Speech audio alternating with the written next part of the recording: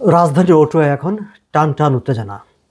প্রধানমন্ত্রী Justin Trudeau তার ক্যাবিনেটের সদস্যরা বৈঠকে বসতে যাচ্ছেন। আমি যে মুহূর্তে আপনাদের সঙ্গে কথা বলছি ঠিক সেই মুহূর্তে তারা ক্যাবিনেট মিটিংয়ের প্রস্তুতি নিচ্ছেন।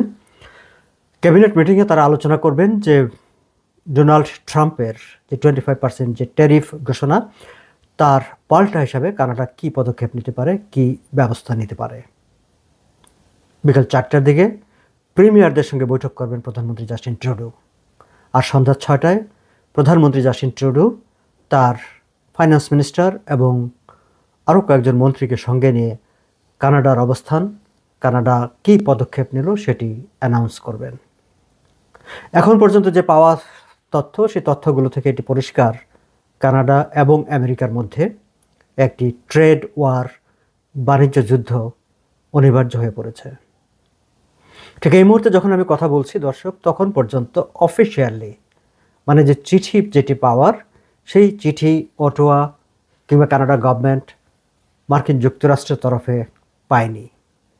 কিন্তু আনঅফিসিয়ালি কোন কোন প্রোডাক্টের উপর কী হারে শুল্ক আরোপ করা হবে সেটি তারা জেনে গিয়েছেন। বাট আজকের মধ্যেই অফিসিয়াল অর্ডার, ইম্পোজিশন অর্ডার যেটি, সেটি কানাডার হাতে পৌঁছবে এমন একটি খবর ফেডারেল গভর্নমেন্টের হাতে আসার পরই তারা আজ ছুটির দিনেও, উইকেন্ডেও ক্যাবিনেট মিটিং ডেকেছেন এবং অল প্রিমিয়ার্সদের সঙ্গে প্রধানমন্ত্রী জাস্টিন ট্রুডো বৈঠক ডেকেছেন। গণমাধ্যমের যে খবর, সেই খবর অনুসারে গতকাল মানে শুক্রবার সপ্তাহের শেষ দিনে ডোনাল্ড ট্রাম্প সাংবাদিকদের সঙ্গে আলাপকালে ট্যারিফ আরোপের আজ মানে 1 ফেব্রুয়ারি, আজ থেকে শনিবার থেকে ট্যারিফ কার্যকর হবে বলে ঘোষণা করলেও গতকাল সন্ধ্যা পর্যন্ত তিনি কোনো এক্সিকিউটিভ অর্ডারে, এই সংক্রান্ত কোনো অর্ডারে সাইন করেননি।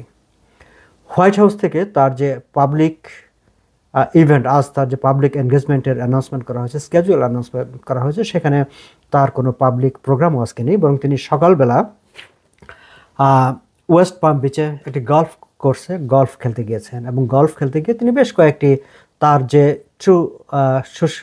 যে সোশ্যাল মিডিয়া, তার যেই প্ল্যাটফর্মটি আছে, সোশ্যাল মিডিয়া প্ল্যাটফর্ম, সেখানে তিনি বেশ কয়েকটি টুইট করেছেন এবং সেই টুইটগুলোতে অবশ্য কানাডা কিংবা কানাডার উপর ট্যারিফ আরোপ সংক্রান্ত কোনো বক্তব্য তিনি দেননি। তা সত্ত্বেও অটোয়া জানতে পেরেছে যে তাদের কাছে আজকেই এই সিদ্ধান্তটি এসে পৌঁছবে, ফলে কানাডা তাদের মতো করে প্রস্তুতি নিতে শুরু করেছে।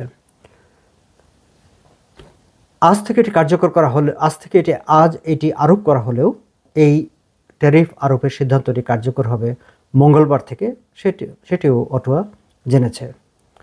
এবং বেশ কয়েকটি প্রোডাক্ট, যেটি গতকালকে ডোনাল্ড ট্রাম্পও বলেছেন যে মোস্ট অফ দ্য প্রোডাক্টের উপর তারা 25% ট্যারিফ আরোপ করবে, তবে কানাডা থেকে আমেরিকা যে অয়েল ইম্পোর্ট করে সেটির উপর 10% করে আরোপ করা হবে এবং কিছু কিছু প্রোডাক্টের ক্ষেত্রে তারা হয়তো আরও খানিকটা সময় অপেক্ষা করবে। যাই হোক, আমরা জানি যে কানাডা তাদের মতো করে তারা 3 মেয়াদের 3 স্তরের প্রস্তুতি নিয়ে রেখেছে। সেই প্রস্তুতিগুলো নিয়েই চূড়ান্ত করার জন্যে কিংবা ঘোষণা করার আগে মতামত নেওয়ার জন্য ক্যাবিনেটের মিটিং ডাকা হয়েছে এবং অল প্রিমিয়ারদের সঙ্গেও বৈঠক ডাকা হয়েছে। আমরা অপেক্ষায় থাকবো দর্শক, সন্ধ্যা 6টা পর্যন্ত। 6টায় প্রাইম মিনিস্টার জাস্টিন ট্রুডো যখন অ্যানাউন্স করবেন কানাডার পজিশন, তখন সেটিও আবার আপনাদেরকে জানিয়ে দেব। এখন শুধু একটু হুট করেই আপনাদেরকে এই ডেভেলপমেন্টটুকু জানিয়ে রাখলাম। তো যদি আমি রিক্যাপ করি দর্শক, ডোনাল্ড ট্রাম্পের যে ট্যারিফ ঘোষণা, সেই ট্যারিফ আজ থেকে কার্যকর হচ্ছে এবং আজই অটোয়াতে তার অফিস অর্ডার এসে পৌঁছবে বলে ফেডারেল গভর্নমেন্ট জানতে পেরেছে। বাট আনঅফিসিয়ালি তারা জেনেছে যে কোন কোন প্রোডাক্টের উপর কী কী ধরনের ট্যারিফ আরোপ হচ্ছে। অটোয়া তার প্রস্তুতি হিসাবে এই মুহূর্তে ক্যাবিনেট বৈঠকে বসতে যাচ্ছে। বিকাল 4টায় প্রিমিয়ারদের সঙ্গে বৈঠক করবে এবং সন্ধ্যা 6টায় প্রাইম মিনিস্টার জাস্টিন ট্রুডো কানাডার অবস্থান ঘোষণা করবেন। আমরা ধারণা করছি, বিভিন্ন সূত্র যে তথ্য দিচ্ছে সেই তথ্য অনুসারে এটি পরিষ্কার, কানাডা এবং আমেরিকার মধ্যে একটি বাণিজ্য যুদ্ধ অনিবার্য হয়ে পড়েছে। আজ এ পর্যন্তই, ভালো থাকবেন।